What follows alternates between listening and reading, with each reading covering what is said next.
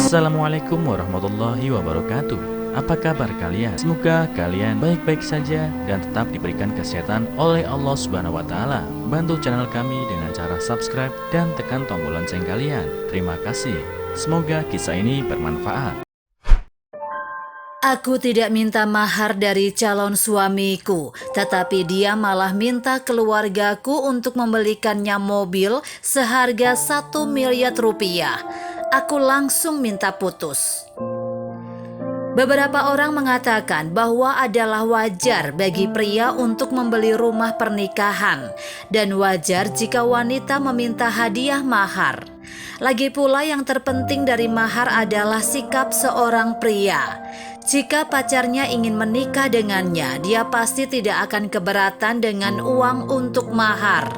Namun terkadang ketika keluarga wanita dalam keadaan baik, dia tidak mempedulikan soal mahar tersebut, asalkan bisa bersama pria yang dia cintai.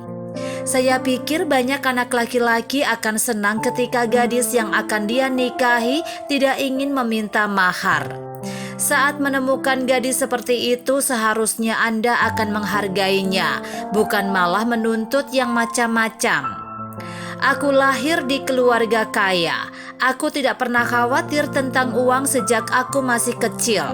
Aku dapat melakukan apapun yang aku inginkan. Orang tuaku memiliki supermarket di kota dan pendapatannya cukup bagus.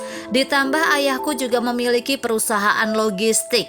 Total pendapatan dalam 1 tahun lebih dari 400.000 yuan atau sekitar 900 juta rupiah. Yang cukup bagi keluarga kami untuk menjalani kehidupan yang bahagia di daerah kecil. Orang tuaku memiliki harapan yang tinggi kepadaku. Mereka tahu bahwa hanya dengan belajar keras dan melanjutkan ke universitas yang bagus, kehidupan masa depanku akan lebih mudah. Setelah aku mendengarkan apa yang mereka katakan, aku juga merasa itu sangat masuk akal. Jadi saya selalu mengingat kata-kata orang tuaku. Aku pun memenuhi harapan mereka dan diterima di universitas utama. Aku juga sangat rajin ketika di universitas dan kinerja akademik saya juga sangat baik. Setelah lulus kuliah, aku kembali ke kampung halamanku untuk bekerja.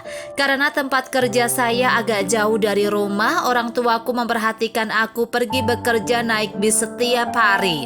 Mereka merasa kasihan kepada saya, sehingga mereka membelikan aku mobil seharga 450 juta rupiah.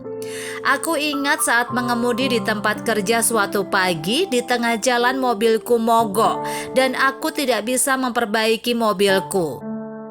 Ketika aku sedang terburu-buru, seorang pria yang mengendarai motor listrik berinisiatif membantu memperbaiki mobilku. Setelah beberapa saat, mobilku akhirnya bisa jalan lagi. Aku memberikan nomor kontakku pada pria itu dan mengundang untuk makan malam sore itu. Setelah itu, pria itu menjadi pacarku. Dia bekerja sebagai mekanik di sebuah bengkel mobil di kota.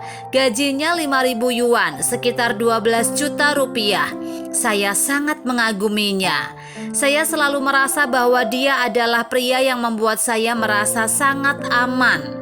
Kami telah berpacaran selama setengah tahun. Ketika orang tuaku mengetahui bahwa aku jatuh cinta dengan seorang miskin, mereka sangat menentangnya. Tetapi kemudian orang tuaku bertemu beberapa kali dengan pacarku dan mereka merasa bahwa pacarku adalah orang yang baik. Jadi mereka menyetujui hubungan kami. Orang tuaku mengatakan bahwa ketika kami berdua menikah di masa depan, mereka akan memodali pacarku untuk membuka bengkel mobil sendiri. Beberapa waktu yang lalu, orang tuaku meminta kami segera menikah.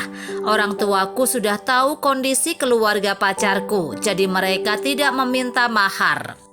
Ketika aku menyampaikan pada pacarku, dia sangat senang, tetapi dia membuat syarat bahwa orang tuaku harus membelikannya mobil seharga 1 miliar rupiah. Maksud pacarku adalah keluarganya tahu bahwa dia menjalin hubungan dengan seorang gadis kaya. Jadi dia menikah dan dia tidak punya mobil. Bukankah dia akan menjadi tertawaan saudaranya? Aku memberitahu dia bahwa mobilku yang dibelikan oleh orang tuaku baru dikendarai selama 2 tahun. Jika dia ingin mobil, aku akan menyerahkan mobil itu padanya. Tetapi dia mengatakan bahwa mobilku adalah mobil bekas dan dia menginginkan mobil yang bagus. Dulu aku mengira dia adalah pria yang rendah hati, tetapi sekarang aku tahu bahwa dia adalah orang yang munafik dan gengsian.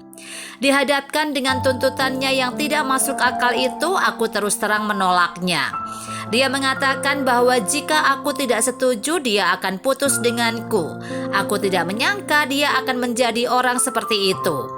Saat itu aku menampar wajahnya dan mengusulkan untuk putus. Aku tidak peduli dengan pria seperti itu.